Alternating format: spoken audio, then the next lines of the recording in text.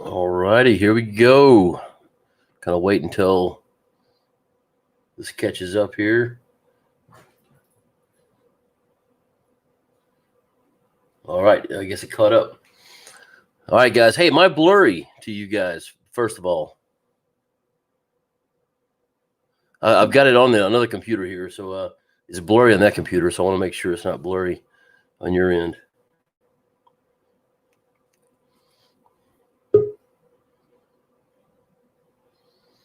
Just waiting here.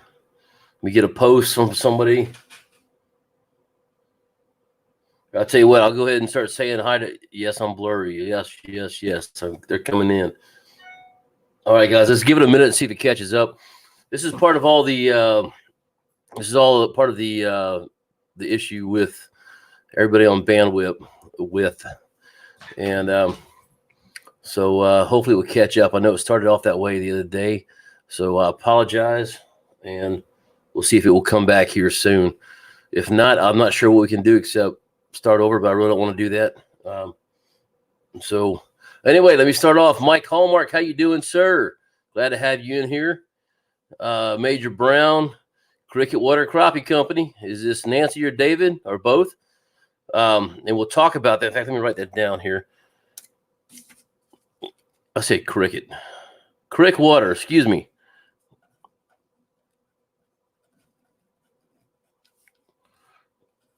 I got to talk about that in just a minute. Sleep of the Real, how you doing? Oh, I just look at myself. Mark Williams, how you doing, sir? Phil Pickett, good to have you here. Heidi Clark, as always, good to have you, ma'am.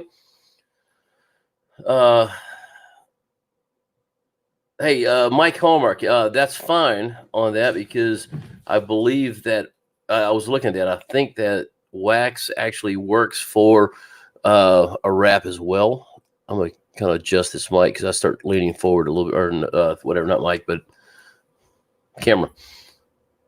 There, it looks like it's cleared up on my computer. Hopefully it's cleared up on y'all's. Let's see. Oh, let me catch back up here. Golly. Woo, there's a whole bunch of them. Let's see. Who else? Major Brown, I said.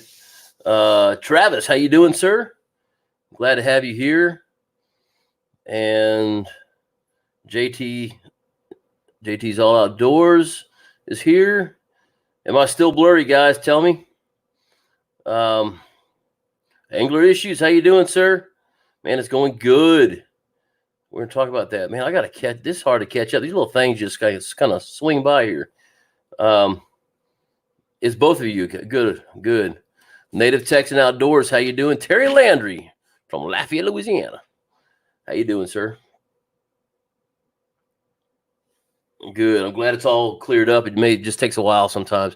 I noticed it did that last time too, for a little bit. So anyway, how have y'all been doing?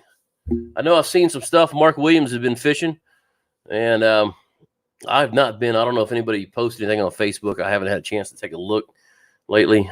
Just posted a stupid little video about me, or a thing about me getting in a motorcycle accident, which I really didn't get a motorcycle accident. I fell off the car, the little motorcycle in front of the Dollar General. When I put the 25 cents in, it started going fast. If you're a friend of mine on Facebook, you'll see that. I've had people texting me all day long going, "Are you okay, dude?" Because they didn't read the whole thing. Anyway, let's see. So yeah, JT's All Outdoors. He saw it. Yardley, how you doing, sir? What's up? Wire for crop, Mr. Matt Zenos. Hopefully I said the name right, because I've been calling you Zenos. So hopefully I said that right. M. Spencer, just watch you and Charlie on a slim stick. That's it, baby. Oh yeah, on the Lake of the Pines. Slim stick in what color? Okay, you know what? I'm gonna go to that in 1 second. I'm gonna put it up here, and let me run back through here, see if there's anything. Yes, Major Brown. Look, well, I got to do a little more to it, but yes, I talked about that last Sunday, and I couldn't remember who sent me the link. Major Brown sent me a link on how to fix my glasses. So yeah, we're good now. All right, so Let's see. Just watched a video with you and Charlie, Lake of the Pine. So we used a stump bug for part of that, and we were using. Charlie found that the silver shad was working the best, but that goes into the next thing I have, and I'm just gonna put this up. Well, here, let me find a different one. Here we go. I hit that one right there. Let me scroll back down. Oh, yeah, scroll back down to the bottom. So, Crick Water Company, Crappie Company, sent me some jigs, and I did a little thing in there on them, and I didn't do enough. I apologize, guys. I thought I had said a few more things about it, and I didn't. Anyway, I didn't say anything that was legible. So I'll remedy that situation. I'm going to go out fishing again. I'm going fishing tomorrow. I'm not sure if I'll get a chance to. That just kind of depends on the weather and everything else where I'm fishing. But they sent me some jigs, and I used the Rosie, which I put on there, pink with a purple tail, and it worked pretty good. I was catching a lot of small fish, but I was also fishing where there were all small fish. We didn't have any big crappie right there.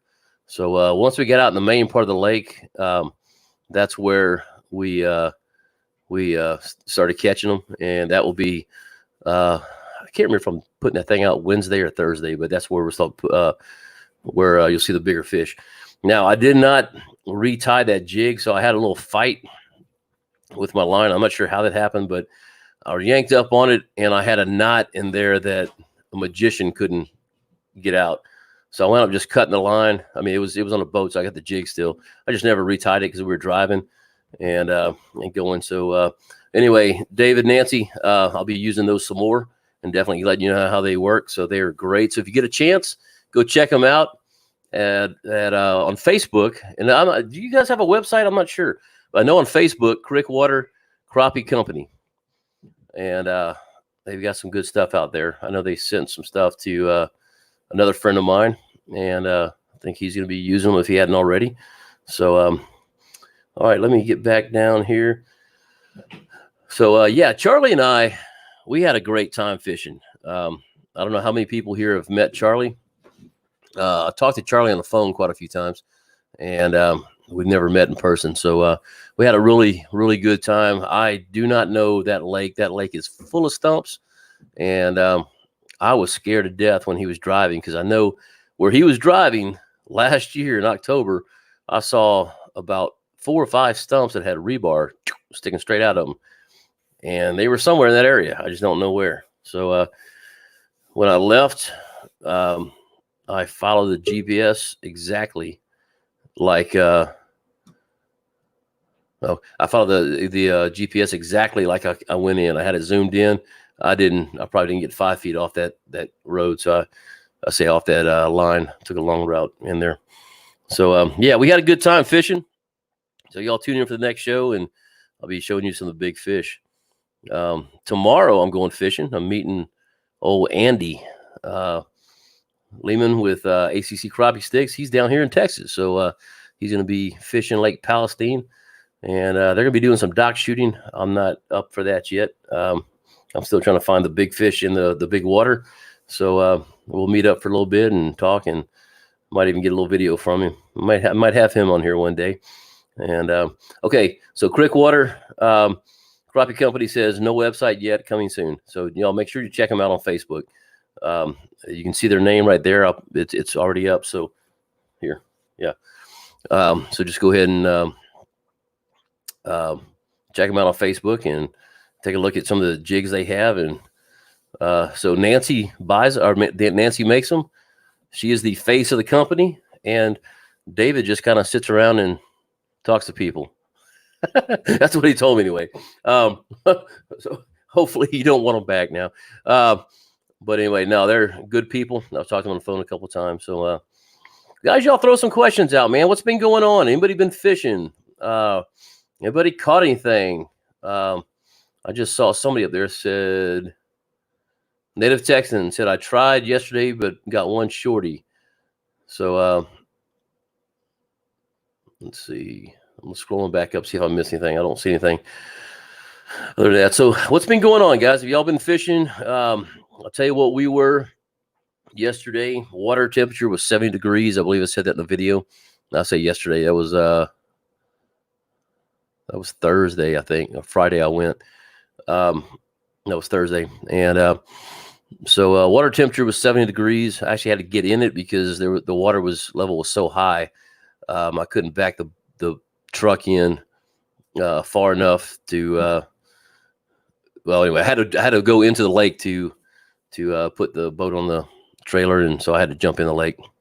And but it was nice and warm. I almost felt like going swimming at that point. Beautiful lake, a lot of stumps. But so let's see. Texas Crappie Assassins catching lots all weekend. What kind of water are you fishing there? See, JT's been striper fishing here in Lake Whitney. Man, I've got to get to Whitney. As soon as all this stuff kind of goes where I can travel, I'm going to have to get up there. Very windy. Yeah, I know today I think we had 25 mile an hour gusts. I don't know about you guys, but we'll be going tomorrow and the next day and so on. Cool. Yeah, tomorrow I know here is supposed to be like 5 mile an hour winds. So that means about 10. But yeah, hopefully you have some good luck. See, I've just been doing boat work.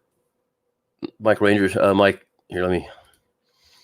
Hallmark says, just been doing boat work, 87 Ranger with a sunburn. Yeah, dude. That I believe, if I remember right, that was you that sent me that wax stuff. You mentioned it a while ago, I think. And man, it was kind of looking good in a couple places you did it there. So Gibbons Creek, Lake Conroe, deeper now. Yeah, so we're seeing them here, obviously deeper as well. Guys, if y'all not had a chance to check out Texas Crappie Assassins page, go check him out as well. He's got a YouTube channel. And I met him at a oh my gosh, my cats. I met him at a tournament down here. Wire for Crappie, buddy, $5. Thank you so much for the super chat. Guys, you know, I don't know. There's I don't know what to say about the super chats except for I thank you for those. They definitely help out, and I don't want to sound like fishing Ken, but there's no other way to say it, man. That goes toward crappie fishing, guys. You know, with me being retired, I know I have a lot of stuff on my boat, and yeah, it's well, I sold my house. That's how I bought everything. But being retired, there's just not a lot of income. So, you know, a lot of these trips do take money. So any super chats I get go straight into that. So I greatly appreciate that, Matt. Thank you so much. And oh yeah, I'm sorry, I was reading something else. But thank you so much for that. Mike Hallmark said he just subscribed to your channel there, Texas Crappie Assassin. So yeah, guys, y'all give me some questions, man. Anybody catch my show? Not my show. Matt Zenas, Wire for Crappie. Anybody catch his show the other night? I was on that. I was kind of curious how you thought that went.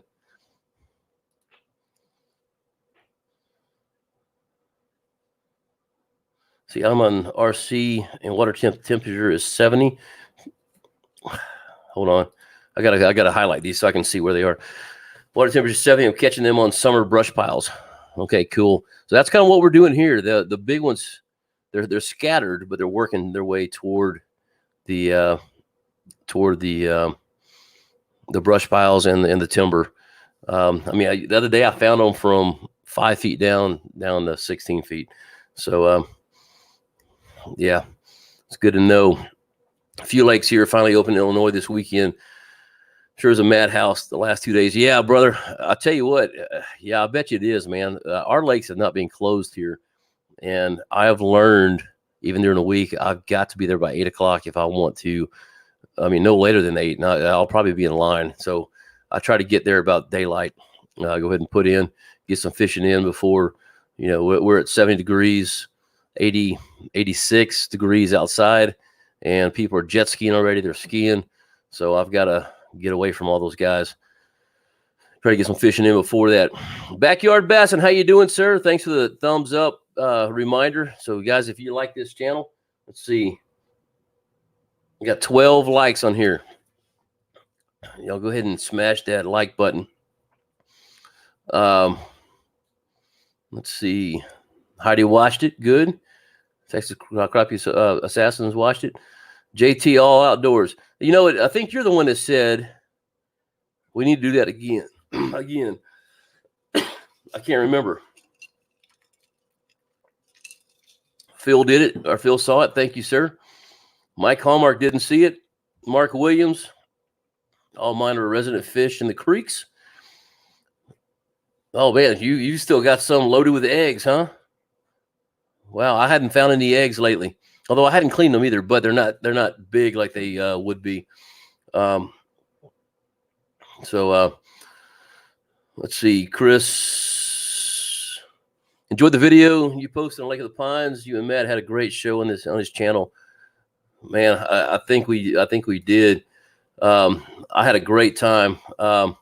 Mike Hallmark said he didn't see it. So I don't know, man. I'm kind of thinking we may need to kind of reenact this.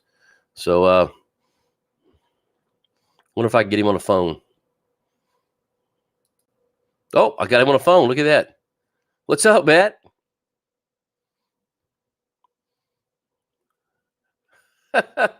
Oh, you know what? Oh, wait, there we go. I'm back. I'm editing video. I'm watching you editing video and was sitting in the background. There we go. I love this new phone thing. Isn't that cool? I just dialed him up, and there he is. Yeah, I'm here. Click the X on the live chat. Yeah, I missed something here.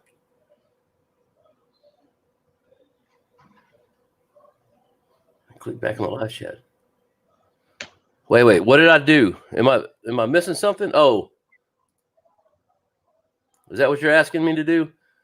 Click the. I think I missed something here. Click on the X on live chat, and click the. Oh, okay. Click the like back on. Maybe I don't. I don't know. I'm not sure what we're talking about. Mike and Heidi, I think Heidi's talking about something else. Mike, if I'm doing something that I need to change, please let me know because I'm not following on that. So, Robert Johnson, buddy, thank you so much for the super chat. Again, I'm going to pop that up here, man. I can't. Oh, there he is. Robert Johnson, buddy, thank you so much for the super chat. I greatly appreciate you. Once again, it's all going toward crappie fishing, getting back on the lake. So I want to go out and visit Matt. And Matt and I are going to fish together, and maybe one day I can get him to come fish with me. And but this is the kind of stuff that helps make that happen. So thank you, Robert. Thank you, Matt. And both of y'all. Chippo Fishing, how you doing, sir? Oh, got you, Mike. Tell them how to like the live. All right, cool. Surprised to see Matt in the house, Chippo says. Hey, man, y'all throw some questions out here, guys. I got Matt on here. This is the guy that's super knowledgeable. If y'all remember my birthday thing, he's the one who knew how long eggs take to hatch. That was luck. Come on now. Well, it was pretty dang good luck, and then you knew how long it takes them before they bite. So it's because I'm a Google nut. I lay in bed at night and Google crap that my brain thinks about. It's actually kind of a disease, I think. Man, I just realized what shirt you're wearing. I just changed out of that one. So we almost look like Twinkies today. Yeah, I got that's the one you were wearing today. You sent it to me for good luck. Remember, it just got here. That mail's quick, man. Yeah. That 2-hour mail. Yeah, that 2-hour from Texas to Tennessee mail. You know, they airlift it and drop it out with drones. That's what it is. They bring drones over. That's funny. Hey, what are you seeing over there, crappie fishing wise, in Tennessee? So you're in southeast Tennessee, correct? Yeah, kind of central East Tennessee. Okay. I guess a little south of the center line, but not too far. So, water temps over here are still 61, 62 degrees. On a good sunny day like today or yesterday, it's warming up to 64, 65. So there's still some pre-spawn fish. There's still fish in transition, a lot of fish in transition. Okay. The trollers are doing really well. Longline trolling's a big deal over here. Planer board's a big deal over here. And there's still a lot of fish that are suspended in transition, just in and out of the creeks and moving around. I can't tell you how many when I fished Loudon yesterday, and I put that video out today, actually. So if you hadn't seen my new video on Fort Loudon, go watch it. But there's just a lot of fish moving around in transition. They are anywhere from 20 feet to 2 feet. It's, it's pretty cool. There's fish all over the lake. Okay, cool. So that's kind of what it is here. I mean, we're not really in the spawn area anymore. We're not down in the shallows that I can tell, but they're kind of all over the lake. I mean, we're still catching them in 10 foot of water, but like when Charlie and I went, we were just catching small ones. I mean, I think the biggest one I caught was just under a pound in the 10 foot of water. And once we got out, we got bigger fish. We got a couple really, really good ones. One was like, I don't remember offhand, but I want to say it was like 2 pounds, 4 ounces, something like that, or 2.4 rather. So anyway, we're kind of getting the same thing. So if anybody else has anything to say on that, feel free. Let me look through here real quick and see if we got any things on here. Thank you, Mark. I see that. Okay, here's one. Robert Johnson, how far do you set your live scope? So I'll tell you what I do, and I'll let Matt answer as well. But when I'm fishing, depends on what I'm doing. If I'm fishing or if I'm trolling or if I'm searching. If I'm searching, and I think I just did a video on that recently, but I'll set it out to as far as 70 feet to look for brush, look for stumps. If I'm not seeing anything any close, I'll go up to 70 feet. Normally I'm up to about 45, 50, somewhere in there. But when I'm actually fishing itself, I pretty much stay with about the 20 foot mark. And the reason is because it just gets, well, depending on, let me back that up a minute. If I'm fishing deeper water, I may go to, 15 feet, somewhere in there. But I want the maximum view, but I want the maximum, distance that I can and the maximum view, if that makes sense. Because half the time I'm going to pitch out. So if these fish are at 10 feet, I don't want to go to 10 feet because half the time I'm going to pitch out to them and let it slide in. So I want to get a little bit farther. What about you, Matt?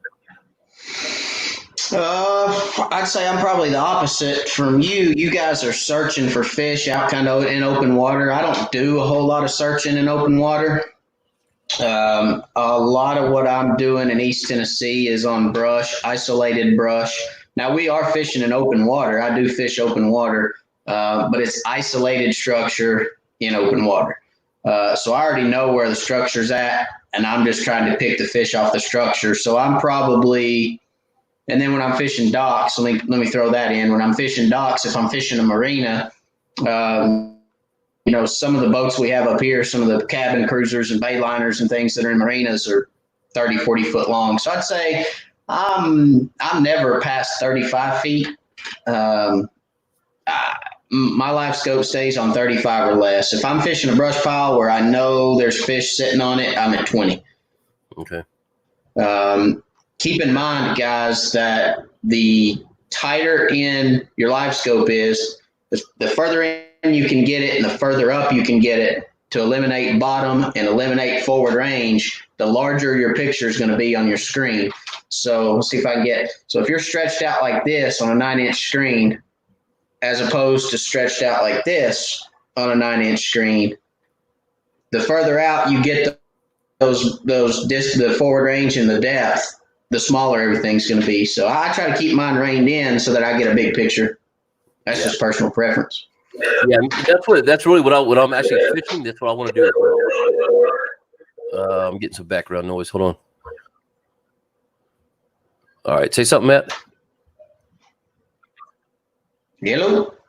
Okay, I was turning my I got speakers on here today, so I don't have to wear headphones, but I got to adjust the volume. So anyway, but that's where I'm at too. I want to get the biggest picture I can. I want to get the tightest picture so I can get the biggest picture of the fish is what I want to get. So, during this time of year for me, it's a little different because I am fishing 20 feet of water. And so I got to readjust to what I see as a big fish, because what I saw as a big fish at 10 foot and 20 foot out, or 10 foot deep, 20 foot out, was a huge ball.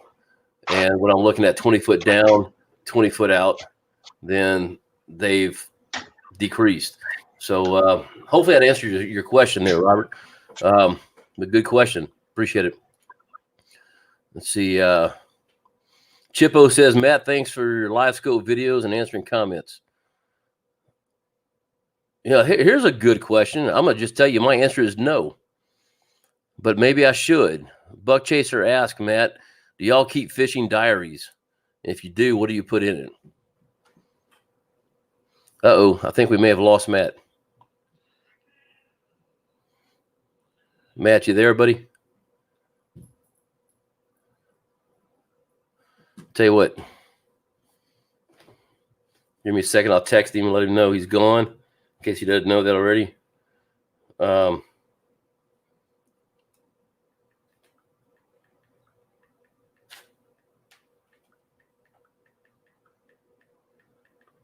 Okay, he's gone now, so he'll probably pop back in here in a minute. But Buck Chaser, the answer is no, I don't. And I'll try to remember when Matt comes back if we can ask him that.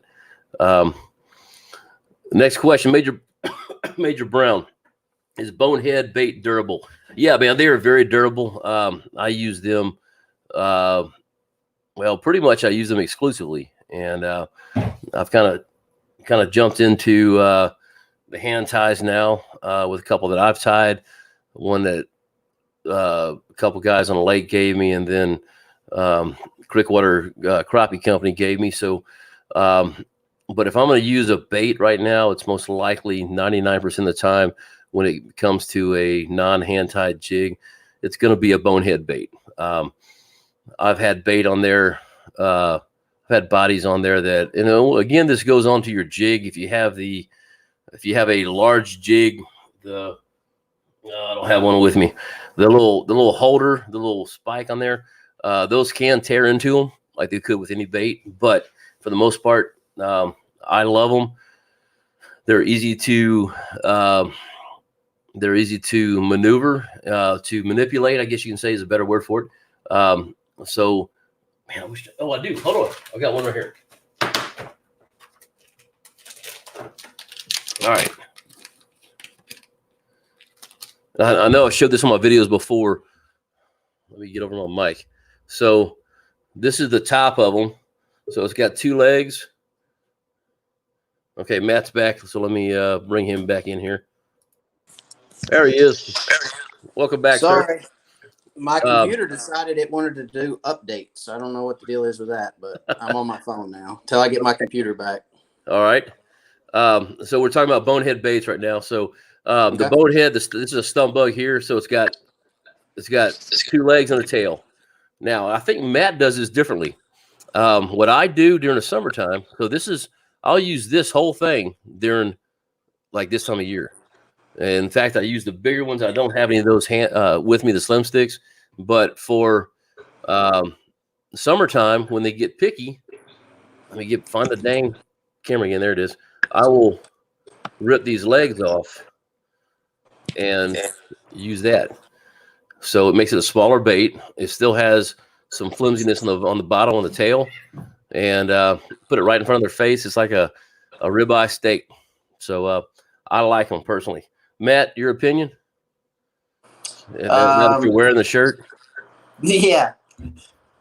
So I actually, I'm the exact opposite. I take the middle paddle tail out. Yep.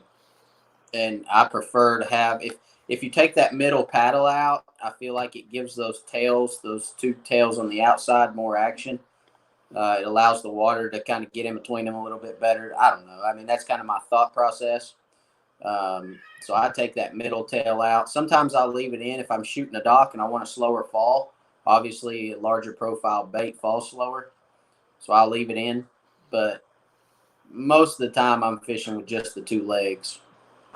Got you. And that's what's interesting is, we have 2 different types of fishing because we're in 2 different types of the world. Yeah. So, I've heard you say that before. That's why I knew that your thing was going to be different. But and he asked, are the baits durable? What do you think? I mean, for me, they last quite a while. You don't think so? Oh, absolutely. I mean, okay. There's no doubt. I mean, 50 fish a day, no problem. The only time that you have to replace a bait is if you break it off.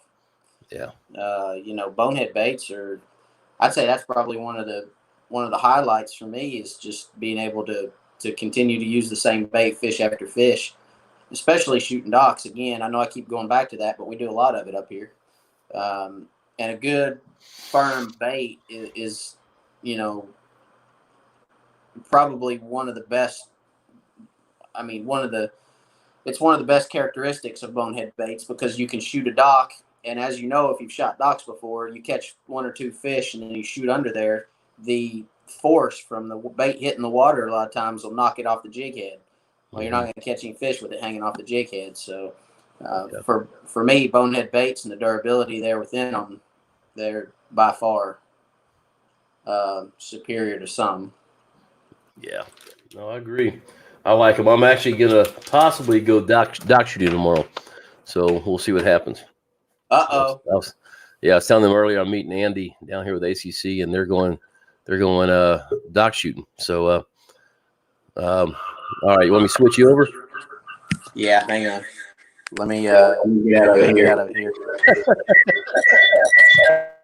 There we go. All right, man, you're in a lot of trouble, dude. Yeah, I'm high maintenance, Chris. Oh goodness. Sorry, everybody. I apologize. Okay. Hey, here's one for you. This is for you, Matt. Advice for night fishing. Oh, stick close to the structure. Put lights out. Fish with live bait. And get a lot of sleep the day before you go. Those would be my advice. Night fishing. I'm assuming it's warm. I'm assuming it's hot. Fish in areas that you would find crappie during the spawn. Not necessarily spawn, but during the spring and fall. Those mid-range depths. They're going to move up, look for flats, find crappie on flats, near structure with lights, because crappie are coming up on the flats to feed at night. So find a flat next to a creek channel. Hope that helps. So that's my 4 or 5 bullet points. All right, there you go. I can't answer that one because the only time I night fish is for striper. So I just find lights and go for it. Let's see. Here's another one for you, man. You're like taking over my channel, bro. Matt, have you ever fished in Bama? What's your favorite? Hang on a minute, because I remember this last Tuesday. You got a bunch of questions on my channel now. Don't be throwing blows yet. Come on now. All right, Marine. Fucking crayons. Anyway, go ahead. Why? So you can eat them? Yeah. All right. What was the question? You got me all confused. Look on the screen, bro. It says, Matt, have you ever fished in Bama? What's your favorite lake?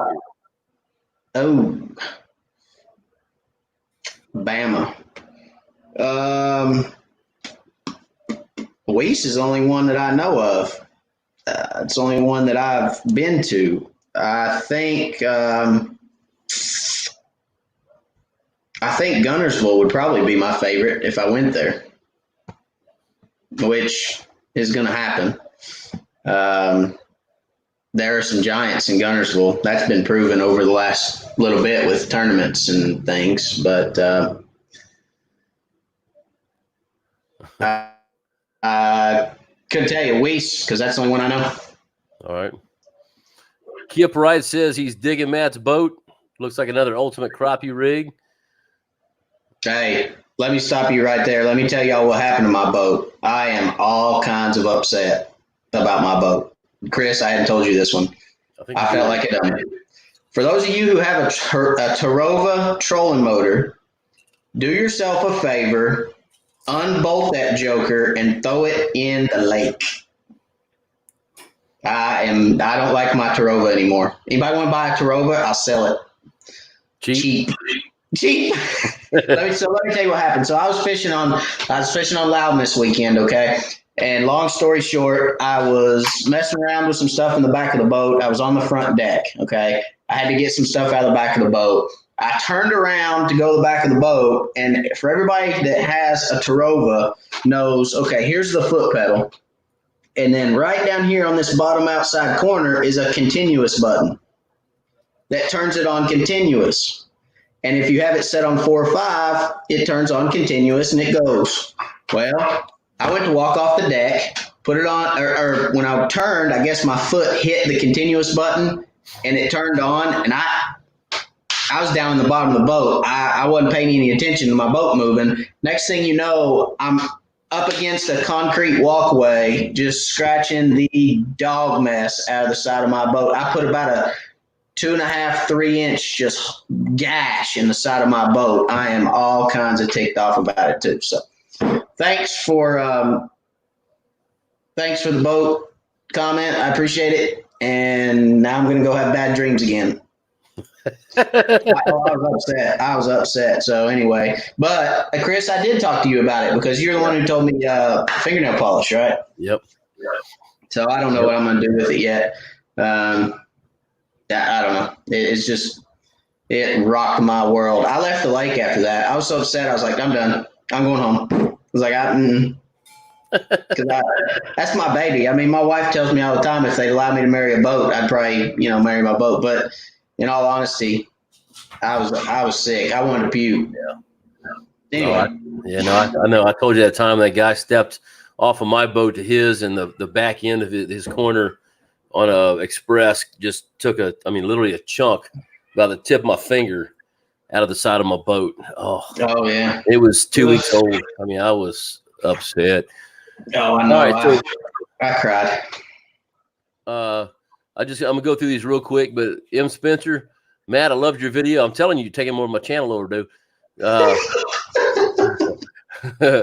your video on how to eliminate water using avionics. Thank you. Subscription after he watched your video, so that's cool. Mike Hallmark, I love this one. Am I the only extra white guy that sunburns easy that fishes at night? So I sunburn easy, sir. I'm actually where's my? You can't see it. No, you can't see it. Here we go. Can you see my? Oh, there it is. I'm an egg. I burn easy too. This was courtesy of Lake of the Pines. Yeah. The wedding ring, Mark. Yeah. Here we go. Look who just got something cool. Nancy came home with a box with live scope in it today. She's a good wife. That's from David Neal. So David Neal now has live scope. So now we got to get installed, get it working on there. Congratulations. So let's see. Texas Crappie Assassin, same in the range here. 60 to 70 max for searching the Zoom. 25 or less when on them. Yeah, and just because he's from my area, so he's fishing a lot of timber as well, and so that's kind of what we're doing. So Mike says, "Nice, David," and really Nancy because she brought it home. So did Heidi. Let's see. Okay, here's one for you. Do you watch barometer for fishing? Do you like sunny or cloudy days? Is there a difference as bite? I've been fishing. So I can tell Matt's going with something. So I'll just go ahead and we'll do the dumb and smarter thing here. So I say I'll be the dumb, but you know No. what? I don't look at that anymore. I used to. I mean, as far as barometer, I used to. The simple fact is, when I get a chance to go fishing, I'm fishing. And if I was doing a tournament, yeah, I'd probably spend a little more time looking at that. If it's sunny, if it's cloudy, it really depends on where I'm fishing, and I catch fish either way. Sometimes more than others, but I don't pay attention to that a lot just because I am going fishing, and what I look for is the wind, and make sure I don't have a 15, 20 mile an hour wind because I'll have waves 4 foot tall. So that's me. But go ahead, because I know you've got 15 minutes tops on this, and then you will be actually you got 5 minutes. No, go ahead, Matt. So it's funny you asked this question because I just talked to Chris the other day about this, and I said I'm waiting on somebody to ask me about barometer, moon phase, yada yada, just an endless amount of things that we've always heard since we were little, right? But and John, by the way, I'll send you your money for asking the question. I'm joking. I really won't. It's an invoice. Yeah. No. So let me start out by saying, a rising or falling barometer isn't going to keep me from going to the lake. Let me start out with that. Okay. A steady barometer is not going to keep me from going to the lake, but a rising or falling barometer may get me up out of bed earlier. Let me say that. So if the barometer is moving, if it's rising or falling, typically fish are going to be active, typically, because there's rather a front coming or a front going. There's something changing. There's a change happening. And you can see that with people, with people's movements too. A lot of times people are more active, when there's changes happening, when, it just gives you a little bit of a feeling of go, right? So to answer your question, I do pay attention to barometers, especially when I'm preparing for tournaments, because a steady barometer typically puts fish in a lethargic mood, and, it kind of gives me an idea what I need to do for the day. So do I need to try to get a reaction bite? Are they going to be feeding? Is it going to be hard? Am I going to have to fish slow, fish fast? So I do pay attention to the barometer, yes. Sunny or cloudy days, you hear a lot guys say, I want to fish a cloudy day. I want it to be cloudy. Oh, Lord, it's bright. Bluebird skies. You hear that all the time. I prefer bluebird skies. Love it. Absolutely love a bluebird day. Reason being is bluebird days put fish in the shade. They're under docks. They're under brush, tight in brush. They're looking for shade. Fish are the same as us. They don't want to stand out there in the middle of the sun. They're looking for shade. You sit on your front porch on a sunny day, right? So they're looking for shade. Love bluebird days for that reason. The fish congregate. They're easier to find. You can typically load the boat down on a bluebird day. Now you're going to have to put on sunscreen, or you're going to look all red in the face like I do from fishing yesterday. But love bluebird days. So, and I like cloudy days too. I mean, it's just fish scatter out a little bit more when it's cloudy. They'll feed. They'll stay on flats longer. They'll come up out of the river channel, stay on flats a little longer in the morning when it's cloudy. They don't get pushed back to brush or docks very much. So, but you can still catch them. As far as the bite is concerned, to answer your question about the bite, is there a difference as far as the bite? Not for cloudy or sunny days. No, fish are hungry. They're going to eat. Barometer, yes. A rising or falling barometer, yes. It's going to spark something in the fish. They're going to feed more. So. Yeah. And the way I look at it is, a bad day in the lake bad day in the lake is better than a good day in the office, unless you're a professional fisherman, and I'm not, so I'm good. But good answer there. Hey, by the way, John just underneath there says he's just getting into crappie fishing this year. And John, welcome to the channel, brother. I don't think I've ever seen you on here, so thanks for being on here tonight. Appreciate What's up, it. John? Okay, Major Brown asked, what size jigs are you jigging in 20 foot of water? Man, I'll just tell you, for me, I jig the same size jig I'm fishing in 10 foot of water. Now understand the type of fishing I'm doing is totally different than Matt's. I want a fast falling bait, so I'm going to be using at least a 1/8 ounce jig with a weight, and because if I see a roamer, I don't want it just falling slowly. I want it down there, and I want to get it down there. If I'm having to pitch out to them because it's wavy and waves are hitting windy and waves are hitting my boat, making noise, I'm gonna have to stand back a little bit. I want to pitch it out. I don't want to sit there and wait for an hour for it to fall. So I'm using a pretty much a heavy jig for most of the time, whether it's 10 foot of water or 20 foot. At this time of year, let me rephrase that. During the summer, I will go lighter because they're pickier here anyway. Matt, I know you got a big old answer to this one, so go for it. I'm trying to keep them short for you, Chris. I do get long-winded sometimes, but that's because Chris has told me that I am by nature, a very descriptive person. And I hope you guys enjoy that. Chris, I'm gonna quit getting online with you. My other computer just crashed. This one over here is showing a blue screen now. I mean, it's like it's got gibberish on it. It's I swear, I wish I could show it to you. It's blue. Anyway, by nature, I'm very descriptive. It's what I've been told by Chris. So I apologize. In a good way. I don't mean that as a negative. Yeah. No. I hope it helps you guys out. But okay, so what size jig are you jigging in 20 feet of water?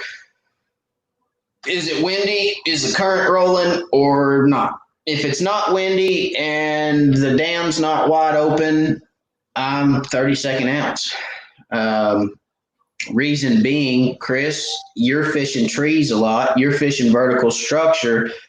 You can see those fish on that vertical structure. I mean, you're looking at one tree, right? So for us up here, a lot of times you're looking at a brush pile, and that brush pile could be, it could be where somebody took Christmas trees and put out. It could be something that somebody cut off the bank and laid on the bottom. It could be anything, and they're thick.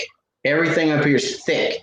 And 9 times out of 10, I'll catch fish off of a brush pile that you can't see on live scope. Well, not 9 times out of 10, but there's a lot of times where you'll pitch out to a brush pile, that 32nd ounce will flutter down there, and you can start working it across that brush pile, just across the top, and you'll see one dart up out of there. Bam, he'll hit it, and you never saw him before. So I like to have something light because I want it to flutter as I work it. As I work that jig across that brush pile, and that could be 20 feet. It could be 20 feet of brush pile down there. When I'm working that jig across that brush pile, popping it and letting it flutter, I don't want to pop it and do this. I want to pop it and it flutter down, right? So for that reason, I'm using as light a jig head as I possibly can. Well, I'm glad. See, this is why I'm glad you're here, because with you being in Tennessee, I mean, you're around, probably the same as the guys in Alabama and so far in there, even Mississippi with spillways, or not spillways, but dam gates opening and stuff like that. We don't have those here. Not many of them. I think near the bigger cities they have some, but everything we have here is it's a spillway. So if the water gets to a certain level, it goes over the spillway, and we don't have to worry about current. So our fishing is totally different. So it makes it good to have you on here. Mike Hallmar says one pack of boneheads lasts 4 times as long as Bobby Garland. I would like to agree with you. The problem is I've not used the whole pack of Bobby Garlands yet. So, but I do agree in the fact that they're sturdy. They're good.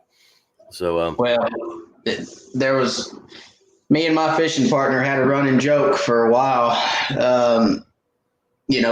We'd be fishing a tournament and we'd catch a fish, and he'd say, "What'd you catch that on?" And I'd say, a one fish wonder. And he said, "Oh, Bobby Garland." Yep. You catch a fish on a Bobby Garland, you're done with it. You may as well take it off and throw it, because shooting docks after you've caught a fish on them and it rips off the barb on jig head, they're done. They're done. Yep. So you can't shoot another dock with them. Yes, I would agree with him. Yep. I'm gonna catch up here a little bit. Let's see. Buck chaser. That's a good question. When you were dock shooting, do you pre-scan the dock with live scope, then only fish the docks that you see crappie on?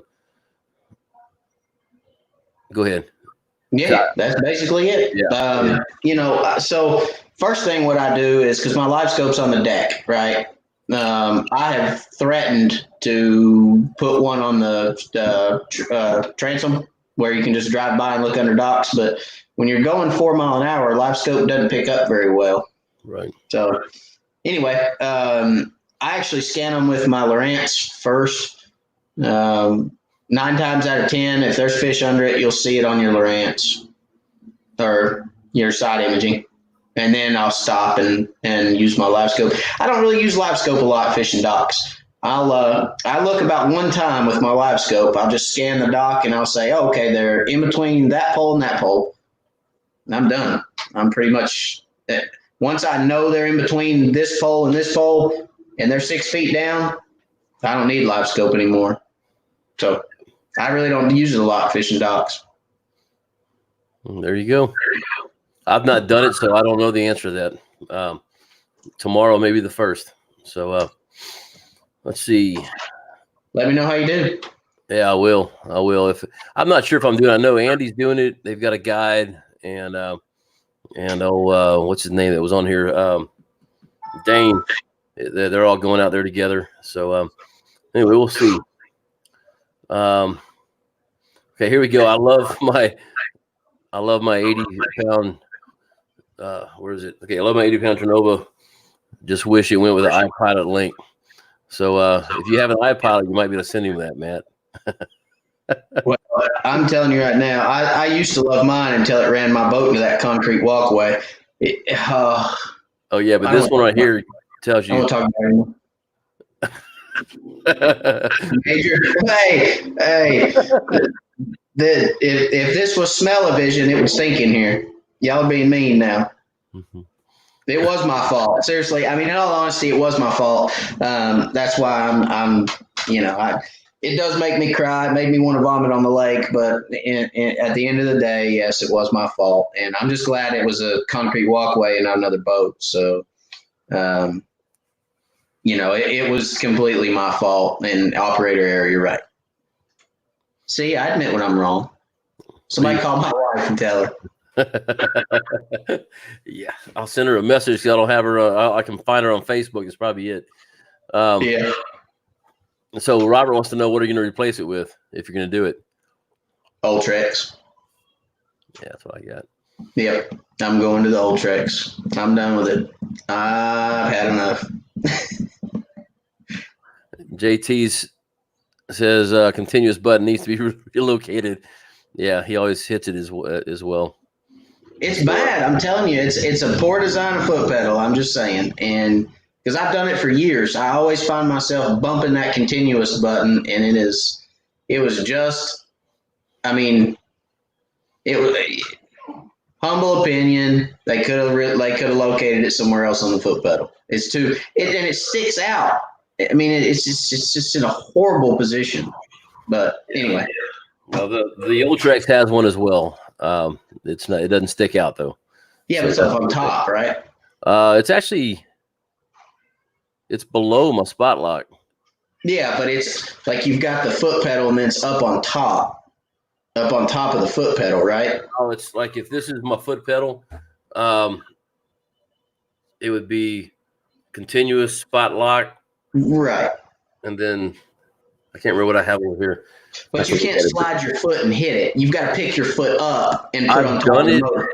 But yeah. I mean, I've actually reached down there and tapped to turn one off and turn one on, kind of thing. So if spot lock's on, I'll tap on accident, I'll hit continuous. But when I'm getting close to something, I don't ever use it anyway. So yeah, but the Tarova, the continuous button is like 1/8 of an inch off the floor. Gotcha. So I mean, you can literally just be spinning around and your foot hit it because it's not elevated enough. I mean, it's literally right on the floor. It's like 1/8 of an inch off the deck of the boat. It doesn't set up very well. Gotcha. Okay, let me catch up here. There I go blaming things again. Oh, wait. I've got to put this one up there. Oh, God.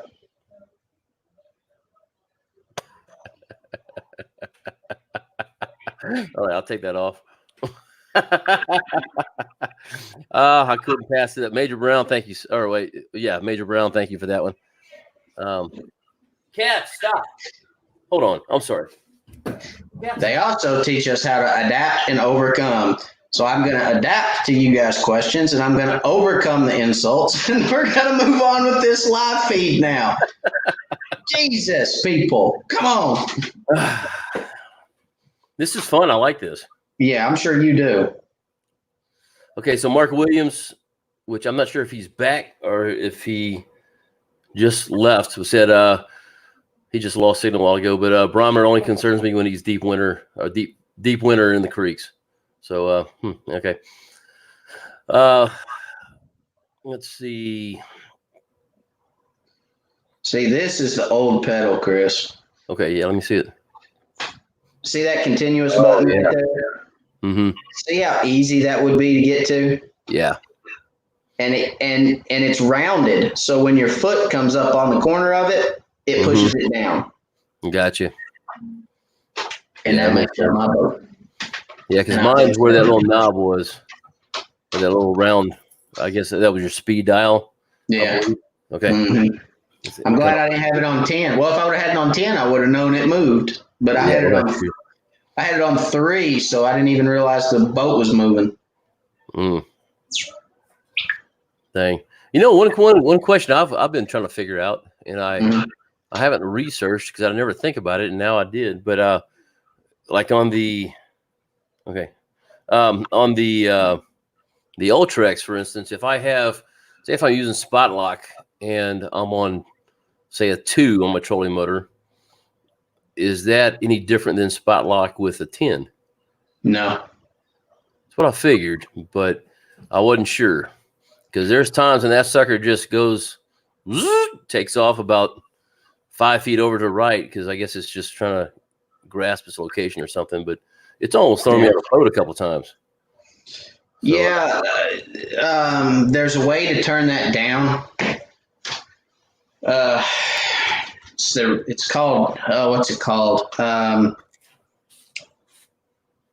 It's something reactivity, and you can turn it down. They actually for aluminum boats and lighter boats, they recommend different reactivity settings, and then for larger, heavier boats, kind of like my Deep V, would be a different reactivity setting. And there's a way to do that, but I can't. I mean, I could do it if I had the remote in my hand, but I don't remember how. I can't spit it out. No, that's good to know. I just wrote that down because I'll have to figure that out myself. Yeah, there's a way to do it. So let's see. I am for Outdoors 1 says, up here in Canada, when a storm front is approaching and the barometer is falling, I try to get in the water before it hits. Seems to make make the fish more active. So yeah, I mean, it's just kind of like here. If I can get out and fish before a storm, I'm definitely gonna do it for sure. Yeah. Heidi, good one, Chris. Let's see. Austin Davison says, hello, Chris and Matt. Hello. Mike Hallmark asked if I'm going to Cedar Creek. I am going to go to Cedar Creek. I just don't know when. I need to get up there at some point. So that's it's about, depending on where I'm going to launch from, about an hour from me, 50 minutes. I just need to get up there, and I'll probably take Mark Williams with me or somebody who knows the lake, just because I'm not a fan of jumping into lakes I don't know that are full of stumps. That's kind of why Charlie and I got together this weekend, just for the simple fact that that lake is full of stumps. You know what? Here, let me show you something. See if I still have this. Here, I'm gonna pull it up.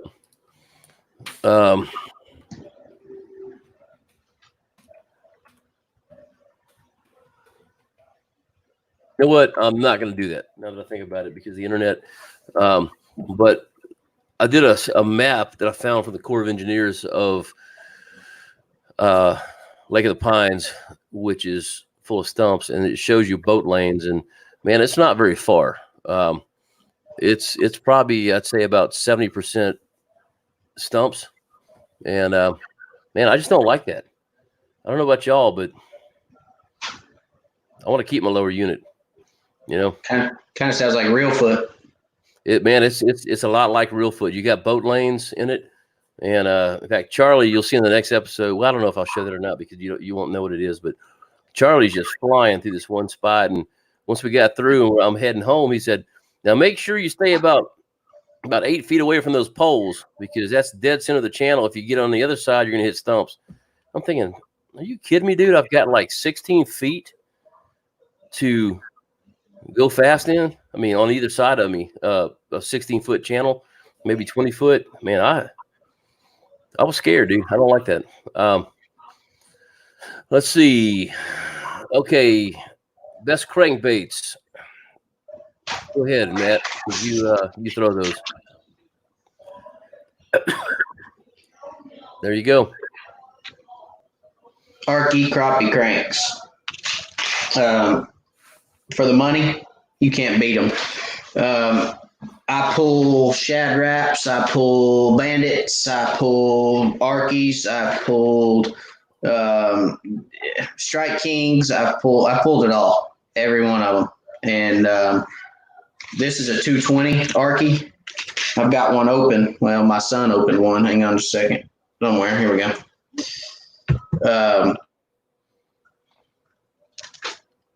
That's a 220. The package will tell you it dives 2 to 6 feet, but if you put a 2 or 3 ounce inline weight in front of them and drop them down, they'll pull as deep as you want them to pull. Let line out till you hit the bottom. But yeah, that Arky 220, and they do have a 3. I think it's a 320 or a 330. That is the same as a Bandit 300s. So, but where a Bandit is $7 or $8, you can get these for $2.25, $2.50. If I was going to pull crankbaits, that's what I'd pull. That's what I pull 95% of the time. Because when I lose a bait, I don't want to think to myself, I got to work 3 more hours next week, so I can go buy another one. You know what I mean? I'm cheap. I've been telling people that for years. I'm cheap. I want to lose $2 instead of $7. Yeah. Yeah, I look at my ROP all the time, my return on my boat, as far as how much I paid for it and how much I spent on all my products, and to figure out what my fish cost. So I'm $74 a fillet. It's pretty close to it, yeah. Yeah. So let's see. Let me jump down here. Yes, David, I put this up there. I almost passed by it, but I didn't realize this. So, David, I knew there was something wrong with you. I just wasn't sure what it was. But he's rough. That's what I'm talking about. Semper Fi. Yeah. Okay, I'm taking it off the screen now. There's more than one jarhead in here. Come on now. I know there's some Army guys in here for sure. Let's see, Chippo, real quick. I'll just go through these. Says Ultrex is a noisy spot lock. It is, but quite honestly, it doesn't spook fish, in my opinion. I've had some during certain times during spawn time toward the end of it. I was getting, so I'd have to stay out a little farther. But yeah, I agree. And it is possessed under the bridge because it doesn't have GPS. So yes, well, I wouldn't even try using it under a bridge because it's kind of pointless. You just get a rope and tie. Let's see. Mike Hallmark said he can tell you how to kill them in Coda, and you probably need to hear that story sometime. So Josh or John, sorry, John Rosenbaum. So to both you guys, thank you so much, man. Matt, he was on your last feed when you were going off. I got shade contouring on 93 SV. Is that good? Is that as good as a good an app as you were talking? Here, let me just put it up here. I'm sorry, so you can read it better. I'm having trouble reading tonight. I'm thinking he's talking about your. What was I going off about? I wouldn't worry about the going off part, but I think you weren't going. I think we were talking. I think you may be talking about us in the military. From the other night. As we were ending the feed, is probably what he's talking about. Oh, okay. Sorry, John. I'm catching up now. You know, us Marines are slow. So Chris says. I didn't say a word. Mm-hmm. So go ahead. He's asking about the shade contour in a 93 SV. That's what you have, isn't it? Mm-hmm. Okay. Is that? Go ahead. Yeah, it is.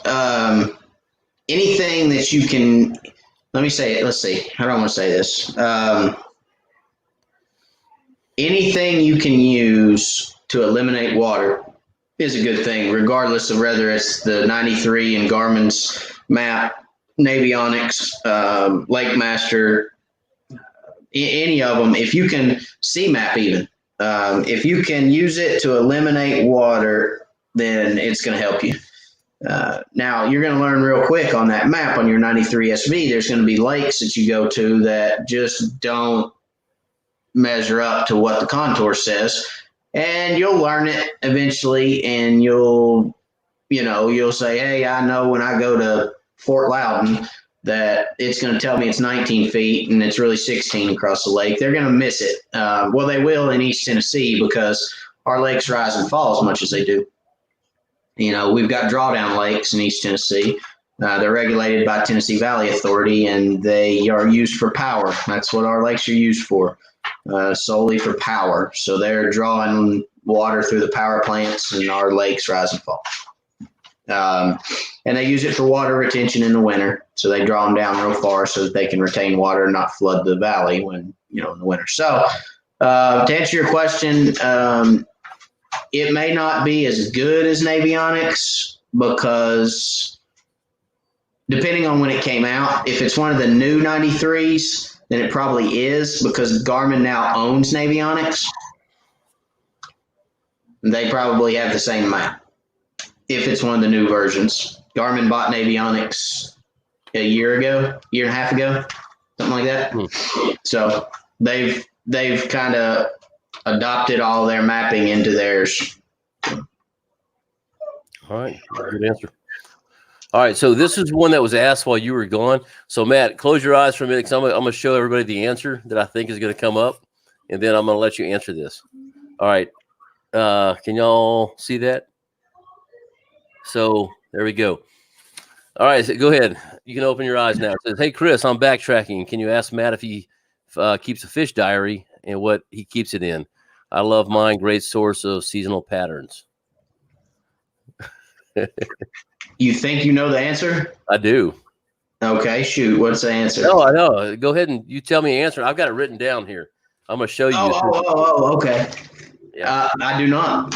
I do not keep a fish diary. I probably should. Yep.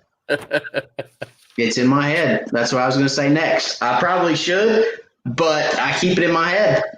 That's pretty good right there, Chris. No, I do not. And look, I know people have kept fish diaries. My uncle, as a matter of fact, my uncle passed a couple years ago now, or about a year and a half ago, and he kept a fish diary, and I actually have his fish diary. It's really cool to have that because we used to fish together some, and he He used to go out to Real Foot a couple times a year, and he never wanted to fish around here because he said there wasn't any crappie around here. And then I started fishing and started slaying crappie, and it kind of flipped his whole mindset. So anyway, long story short, I have his fish diary. It's a really cool piece to have. I do read it and go back and just kind of chuckle at some of the stuff that's in it because, went to the lake today, never go back on July 3rd, and stuff like that. Don't ever go fishing on July 3rd. It's like, oh, okay. So no, it's comical to read some of it. Some of it's good stuff too. So if you have a fish diary, that's awesome. I just don't. Man, I've seen it too many times. You go to the lake and you just slay the fish the third week of April on Chickamauga in Agency Creek, and you go back the next third week in April, and you go down there, and it's just zero. There ain't nothing going on. So for that simple purpose, I shoot from the hip every time I go to the lake. And the reason I do that is because it keeps me on my toes, keeps me guessing. And I always try to fish somewhere new every week. I try not to go back to the same spots every week. So for that purpose, I do not keep a drum. Gotcha. That was pretty good. Little thing on my end, though, wasn't it? It's in your head. That was pretty good. It's just like, I don't know about everybody everywhere else in the country, but I know our spring this year was early. Everything happened early. The dogwoods bloomed early. The azaleas bloomed early. The turkeys started gobbling early. Everything started happening early. And, it's like, okay, if I was following my journal, I'd be 3 weeks behind because I'd be looking for this, that, and I'd be looking for everything to line up to what happened last year, and it just doesn't work that way. Yeah. I mean, crappie don't know what date it is. But deer know when gun season is. No, deer know when the flock of orange comes to the woods. Is what deer know. I mean, well, to me, if I have a rifle, they're skittish. If I don't have one, they come out and they're 30 feet from me, teasing me, taunting me. Mm-hmm. Anyway, all right, so let's go on. So Buck Chaser, I'm glad you reminded me on that because I would have forgotten. So thank you, sir. Thank you, Mark Williams, Cedar Creek, North Ends, lots of stumps. So yeah, Mark, we're going to get together on that. Here's one for you. Matt, do you flip docks during spawn or out brush and bank? Oh, absolutely. I'll fish docks during the spawn without a shadow of a doubt. I just fish shallower ones. I'll come off the main channel and I'll look at docks in the creeks, especially docks that have spawning bays in them. And I'll fish shallow. I mean, 2 feet of water under a dock is not too shallow to fish in the spawn during the spawn because one thing I have noticed is your late spawners will spawn under docks. And the reason that is because the water under the docks is cooler than the rest of the water a lot of times. It'll stay cooler under a dock because it's just shade all the time. Your low docks, some of your late spawning fish will actually spawn under docks. That's a good point. Man, you got a lot of thought. You got a lot of stuff in that mind, dude. I love this. I mean, seriously, I'm not being sarcastic. I mean, My wife told me I have a fat head because I have a big brain. I just got a fat one, I think. I told her, so you married that fat head. I mean, what are you talking about? Does that make you? There you go.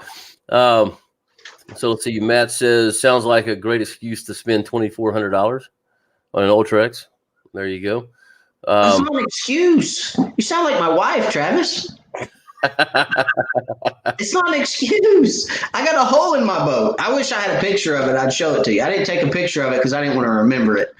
I'm telling you, it's a hole. I mean, just picture taking the corner of a concrete walkway and slamming it into the side of a fiberglass boat. That's pretty much what happened. Yeah, ain't fun. No. Okay. Travis says that reactivity deal is in boat scale. You can adjust how spot lock reacts. Yeah. So okay, I'll have to go check that out. So thank you, sir. probably should look for a YouTube video on that. And if there's not many, I may try to make one. So good to know. Let's see. Mike says 93 UHD has relief shading. I believe the Plus doesn't. That goes back to what we were talking about earlier. Mark, same with fishing diaries. So Mark does fishing diaries and pictures and dates. So that's yeah. Chris, let me go back to that a second. Which one? Mark, that is absolutely awesome, man. I mean, that is the coolest thing. Seriously, I'm 100% honest. I mean, yes, I do keep mine in my head. Chris, you're right. But that may change one day because Mark, that is something that you can pass down. I'm not sure if you have kids, but if you do, I mean, that's something you can pass down. You got pictures, you got dates, you got little stories, I mean, it's cool. I mean, it really is. And for that purpose, I may start one up one day just so my boys have something to look back and say, hey, look, Dad said never fish on July 3rd again. I mean, haha. And so it's a really cool thing. It really is. I just don't keep one.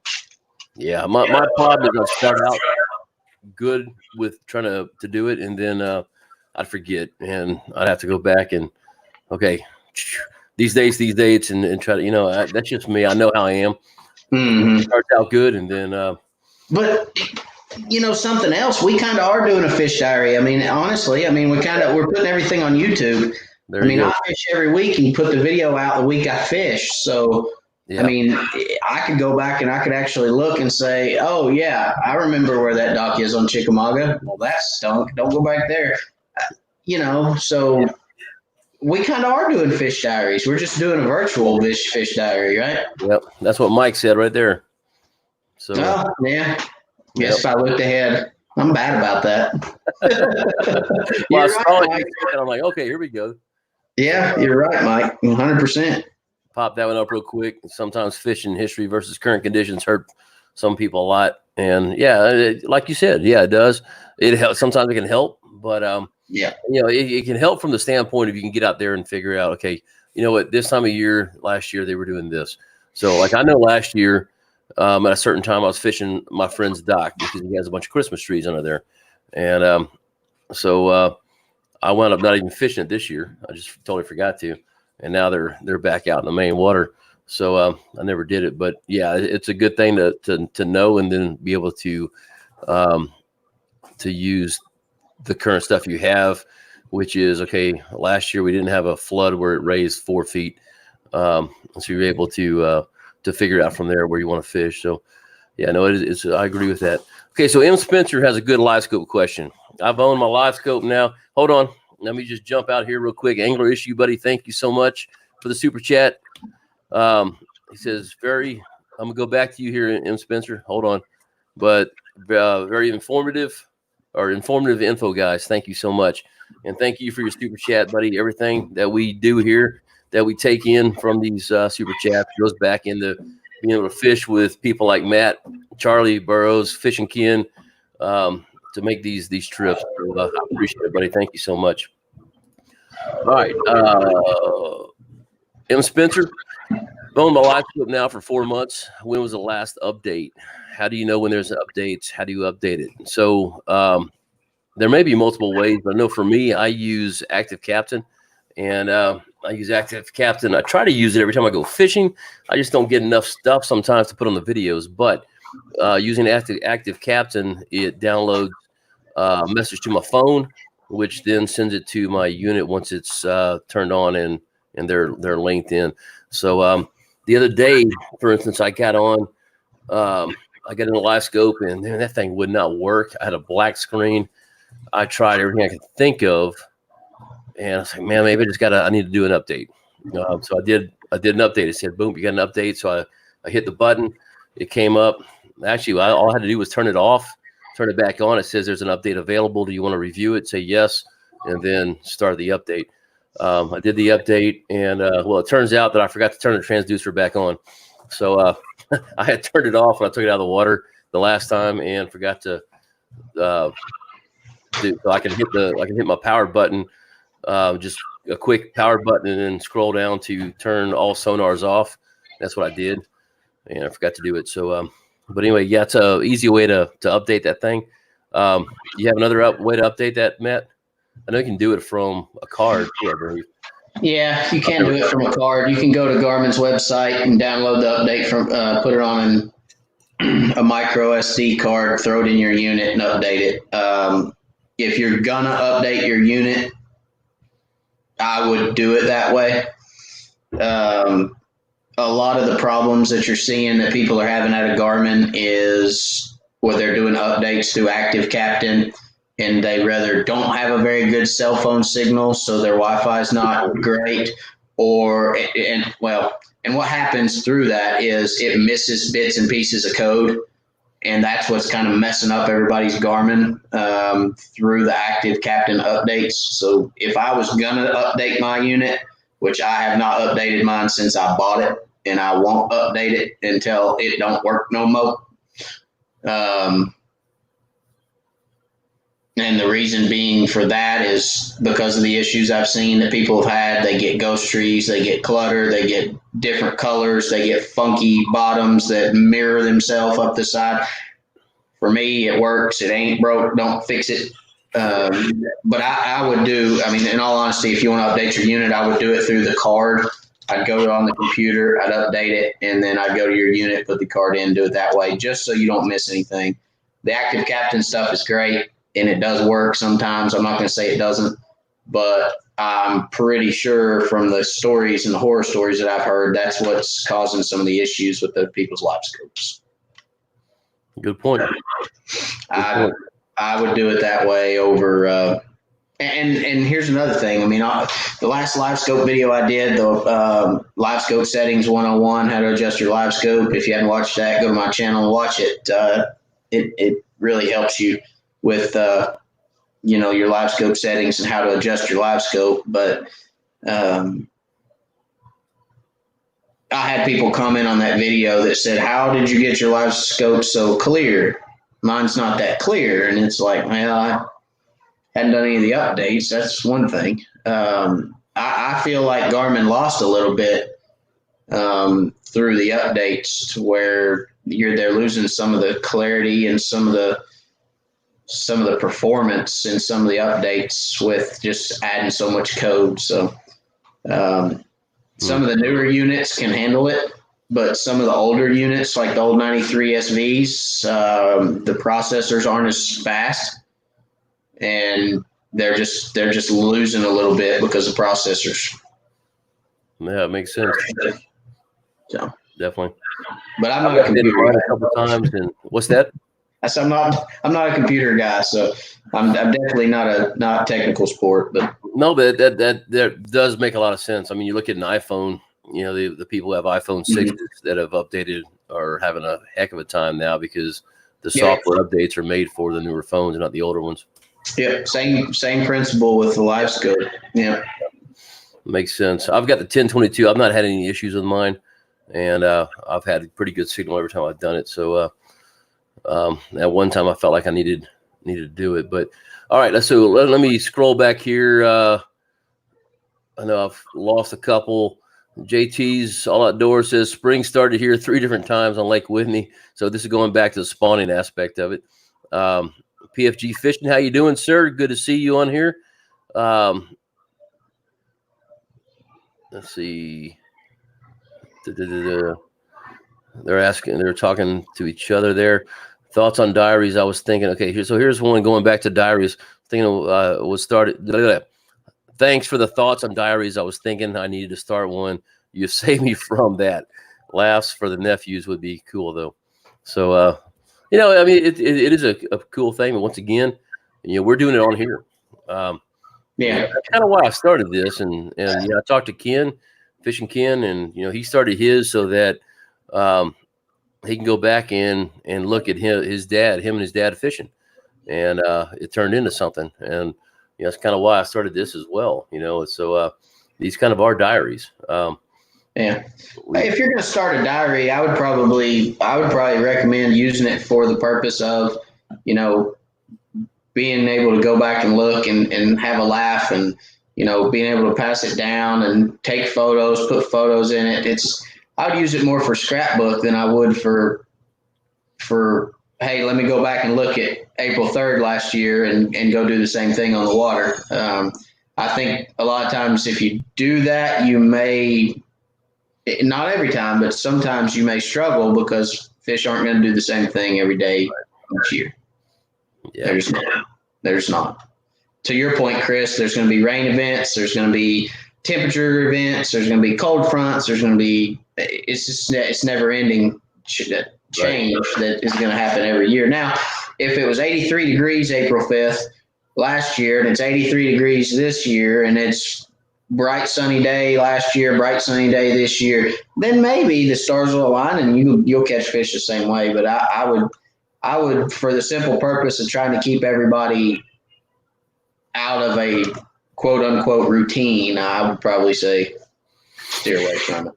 Yeah. For the purpose of knowing where to fish at. Yep. Matt, you're really gonna hate this one. Oh Lord. But he said that concrete wall wouldn't have hurt a skeeter. So I beg to differ. Concrete's harder. Concrete wins that battle every time. But you may be right. You may be right. It probably would. Oh, wait a minute. Yeah, he is right. He is right. Don't take this. Who was that? Put that back up there. There we go. All right. Let me get my hat a little closer. There we go. You're right, JT. It wouldn't hurt a skeeter because they can't get no worse. All right. So it's been fun having Matt on. No, skeeters are good boats. They really are. They're good boats. Skeeter makes a good boat. I'm a Ranger guy, but that doesn't mean I don't like other boats. Skeeters are good boats. Triton's got a good boat. I mean, everybody's got a good boat. It just depends. Just it's just layout preference to me. What do you like best? Go with that. AWF Doors, if you're still here, thanks for joining. I know he says his phone's about to die, so we'll catch us later, and that was about 10 minutes ago, so he's probably gone now, but thank you anyway for being here. Phil Pickett says thanks. Let's see. Okay, here's one from Mike Hallmart.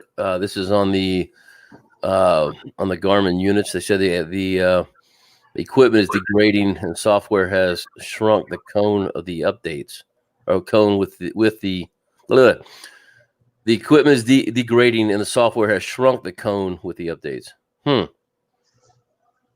That's interesting. I wonder who's saying that, Mike. If you can let us know, that'd be kind of interesting. I heard you say something about the degrading, so I was on a email that you sent me, so I'm kind of curious about that. Brand new GPS map 1222 has a ghost tree at times. I've only used it 3 times. Yeah, so I've heard about the ghost trees. I don't see them personally. I've heard about them, though. Yeah, looking for something. I am looking for something. Where's my? Hang on. Hey, that's a great chair you have there, bud. Great what? A great chair. I'm looking at your chair. Oh, yeah. I don't know what battery are you running it on? Ooh, that's true. Most of the issues that I've seen with the ghost tree, a lot of people, let's see. A lot of people, they look down at their screen and they see 12.4, 12.6 volts, something like that. And they think, well, I've got 12 volts, I'm good. That's not necessarily true. Live scope needs amperage. Voltage is one animal, amperage is another animal. So you can have 12 volts without enough amperage to power your live scope. If you're running it on lead acid, That's where a lot of the ghost tree issues are coming from. They're not getting enough amperage, and it's causing some funky readings and things in your live scope. But I had, and I think it's actually in my boat right now, my Amped Outdoor lithium battery, and it will put out 13.2 to 13.4 volts on that unit, which is perfectly safe for live scope. You can run it with that many volts, and it gives it the proper amperage it needs, and it stays consistent all day long. I've also troubleshot some live scopes for some buddies of mine that were getting ghost trees. One was a loose wire, one was some feedback, and one was just like I explained to you. He was running it on a lead acid battery, and it just wasn't pulling the amperage. I hooked it to my Amped Outdoor battery, and bam, it was gone. So there's a couple things to look at. Okay, so video Mike says it's on an 8-gauge wire from the new Optima battery. So I was just looking down ahead. Here, I'll just pop it up there. Yeah, it's a gel battery, right? Optimus, they're gel. I'd get it off that battery. I'd try something else and see if your ghost tree goes away. My suspicion is it probably will. So that battery, is there anything else on that battery? Is it a standalone for your live scope, or is there something else on it? Because for every electronic that's on it, it's going to eat up amperage. So if there's multiple things on that battery, Garmin recommends that your live scope and your unit be on a standalone battery together. You want your 12. What'd you say? 1022 or 1222? He said 12. 10. Was it 12 or 10? 12. So your 1222 and your box need to be on the same power source, and they need to be on a standalone power source. Okay. Yeah, that battery that you had, you talked about the other night. So that's from ampedoutdoors.com, right? Yeah, ampedoutdoors.com. I think if I remember right, they said with the charger it was like $204 for. It's about $200. Yeah, I've had mine they've got a warranty on them, so it'll last you at least through the warranty. Because if you ever have any issues, and I know guys that have actually they've used the warranty, and he's great about his warranties. I mean, he stands behind his product 100%. But I've never had any problems out of mine. I've had it for 8 months, 9 months. Hadn't had any problems. I think it tells you on the website how many charges it's good for. It's ridiculous. It's like 2,800 charges or something that it's good for. Yeah. So and you said you used yours for 3 days, didn't you, without charging it one time? Is that right? Mm-hmm. Yeah, I have a 30 amp hour lithium, and I've used it for 3 8-hour days, and it's still running at 13 volts. So, yeah, I need to get one of those. I got it written down just that reason. So, let me scroll back up here and see where. Okay, so hang on. Sorry, Vids Out Mike just came back. He said they are on the same power, but it is a shared power.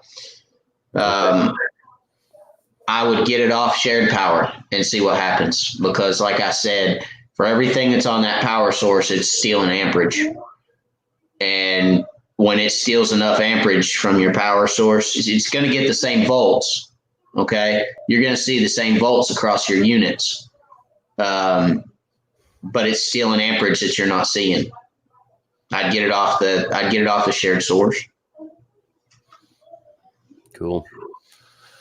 All right, I'll pop this one up anyway. Marty Dunn, the video where he got to fish with Richard Jean was released Friday, so we need to go watch that.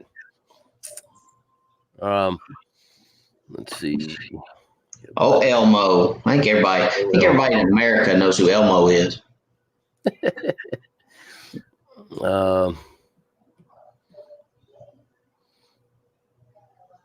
Yeah.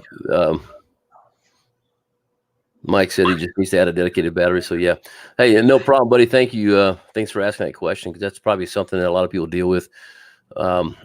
Yeah, I I don't have a dedicated battery, but I will. I had to do when I went to Reelfoot Lake. That's where we need to go, Matt. We need to meet up at Reelfoot one time. That's probably half between us. But anyway, I had to make a quick thing. This is on Sunday. The store was closed. They're closed Sunday and Monday, and I called and they came out and met me. And the quickest thing to do was add an extra battery paralleled. So I've got 2 batteries running live scope and my hummingbirds for now. But I've not had any ghost trees, so I don't have to worry about that. I got to a point where I died twice in the water. I had no. Oh, actually, it's actually my cranking battery as well. So that's just the way it was set up originally, and I just haven't had a chance to change it. But I will be doing. That's why I wrote that ampedoutdoors.com so I can buy one of those because it sounds like a good deal. Probably wouldn't hurt to have an extra one just floating around. You said they're light. He was holding it up with his pinky last time, and that's something you can just throw in a boat in another compartment. And it's like 6 pounds. It's nothing. Yeah. No, it's not going to slow your speed down. So my wife's purse is bigger than that battery. What it is? I know. I'm just laughing if your wife sees this. She's sitting right outside the door. She's probably listening to me. Let's see. Crick Water. Before I install my live scope, do you recommend a shutoff switch for it? I say yes, personally, and the reason is because sometimes I don't think it shuts off all the time. But that's me. I don't think you have to. I don't have one now. But whenever I come back, literally when I get off the water, I plug that thing in. I got a 4-bank charger on my boat. So it's plugged in right away. It's plugged in until I leave. When I go on the water again, I unplug it, which sometimes, guys, I drove off one time. When I came home, there was a extension cord stretched around the front yard because I forgot to unplug it. So I just drove off and it just stretched a 100-foot cord out around the side of the house and to the front. But anyway, what do you think, Matt?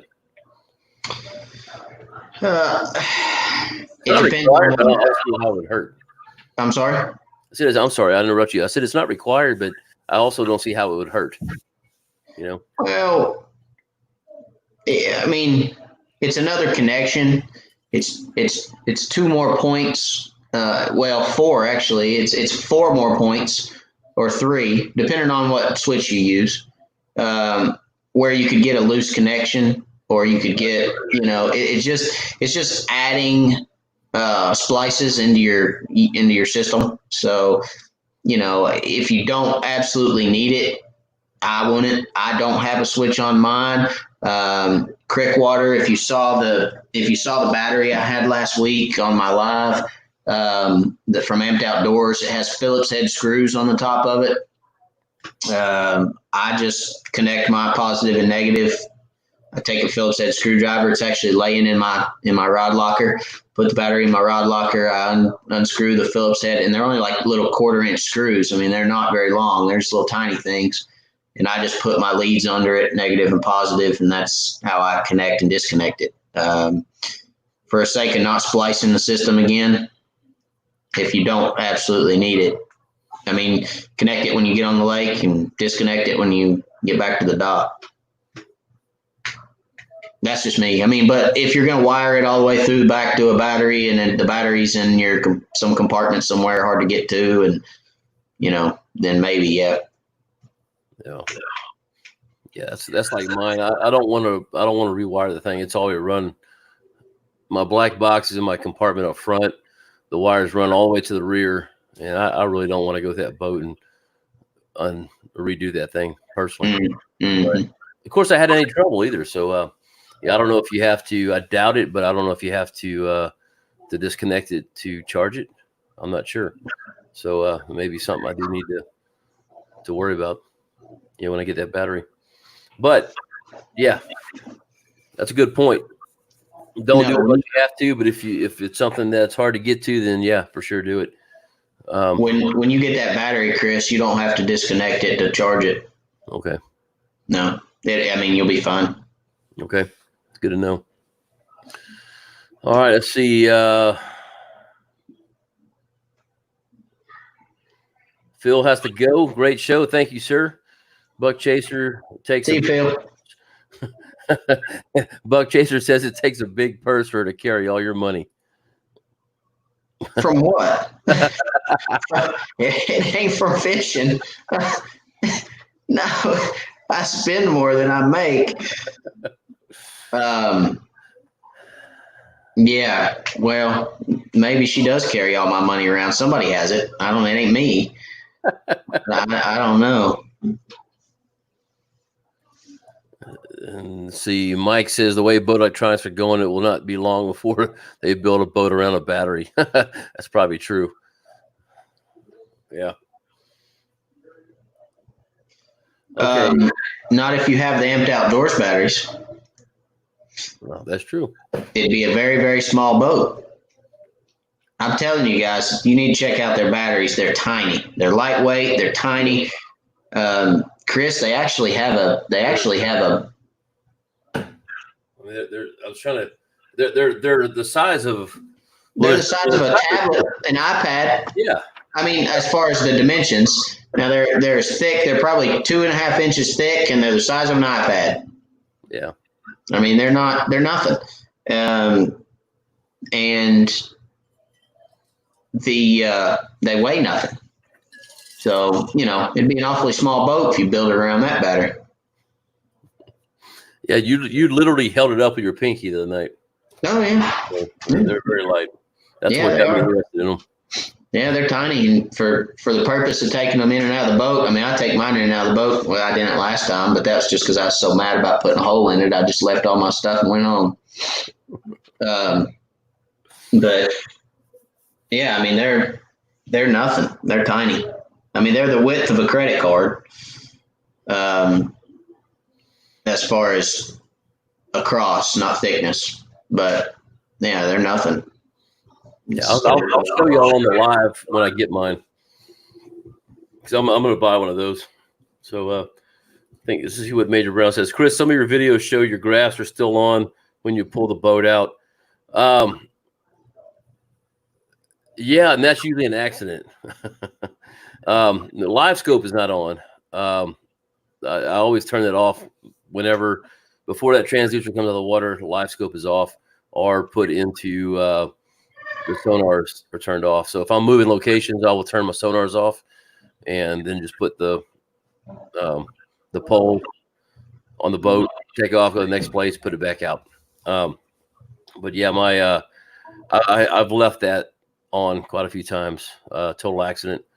Because normally what I do is I get there, the first thing I do as soon as I beach the boat, which the place I put in at, I've got to beach my boat, and I just get up there and I hit the power button, which the power button turns all electronics off except for my Garmin, because that is wired differently.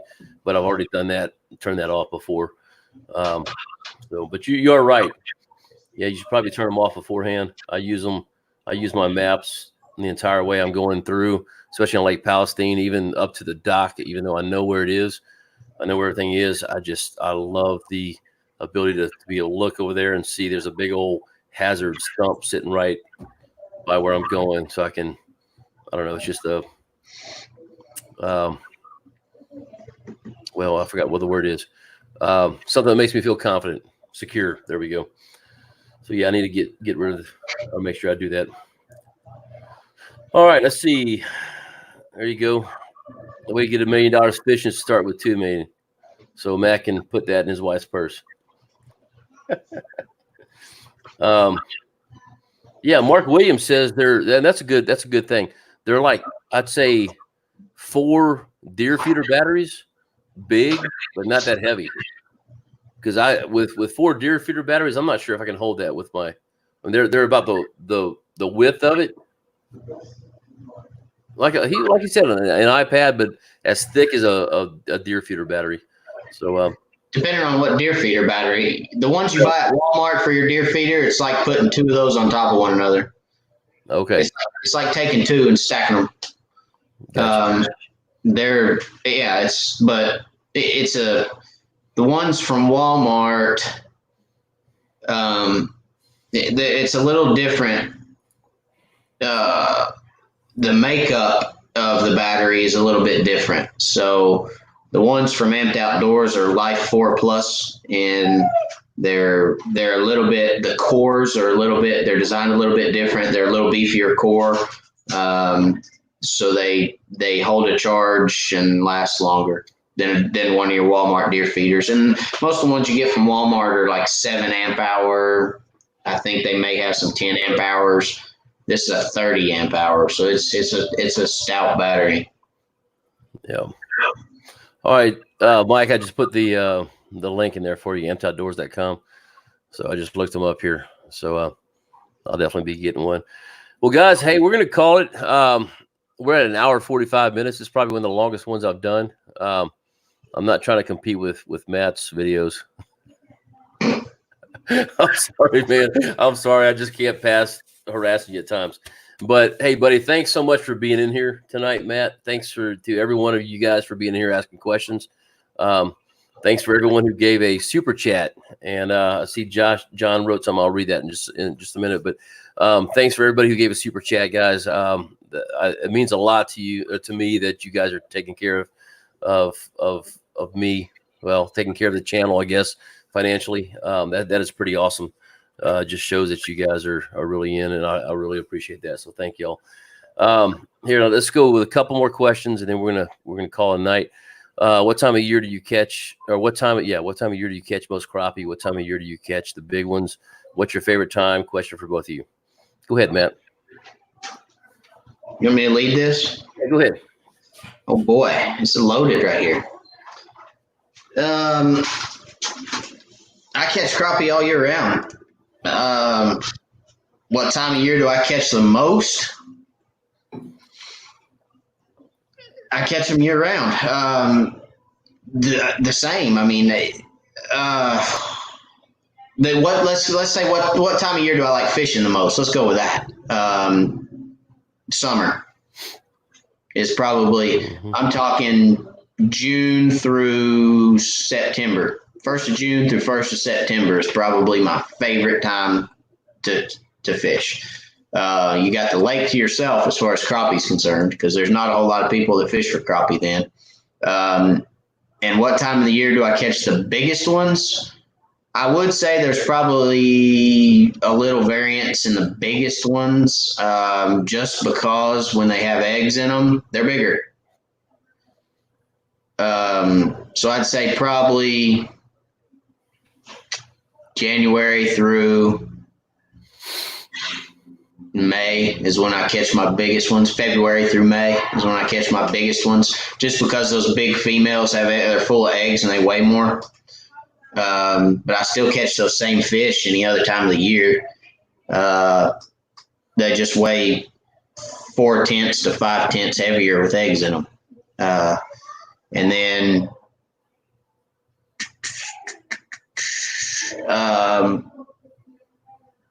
well, that covers everything for me. I just I like fishing in the summer, just for the simple fact of you got the lake to yourself. Yep. So I'm pretty much the same on every one of those, except for my biggest fish I usually catch in the August, September time frame. Once the lake turns over, they start feeding more. Here in Texas anyway, man, that's where I'm catching the 2.5s, 2.6s.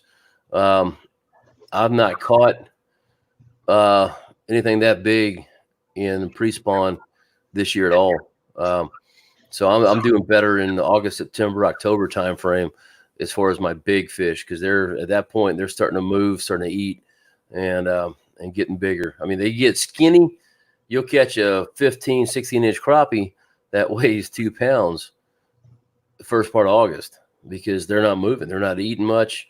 They're just sitting back and doing what they can to stay cool. And then once that lake turns over, they're out chasing shad and whatever else they can find, anything, and they fatten up. I mean, I've said you can watch some of my old videos from this past year, and you'll see what I'm talking about, how thick the fish are compared to 3 weeks ago when they were a lot thinner and longer.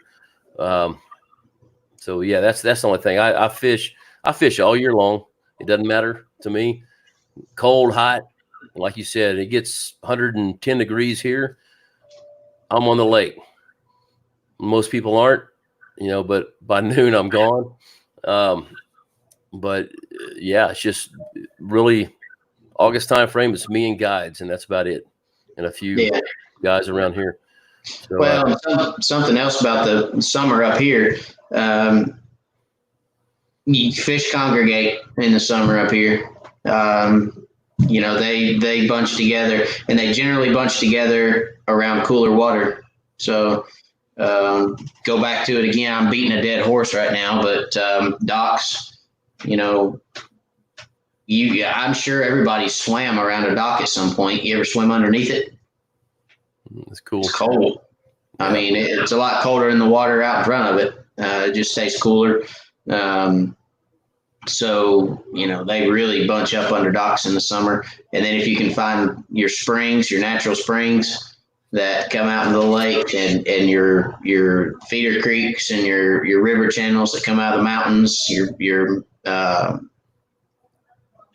rivers like the Little T and the Pigeon River and stuff that come out of the mountains, they're cooler, so fish will congregate up in them. It's just really easy to catch them in the summer because they're so predictable.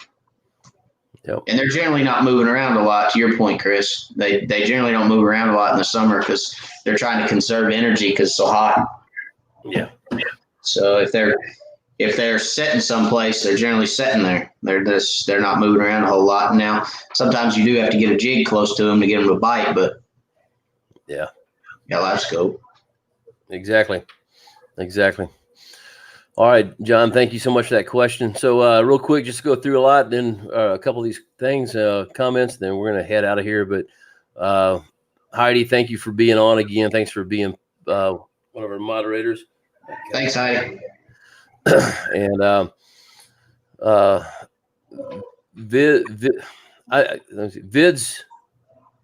Vids out, Mike. I'm just calling you Mike. Good night.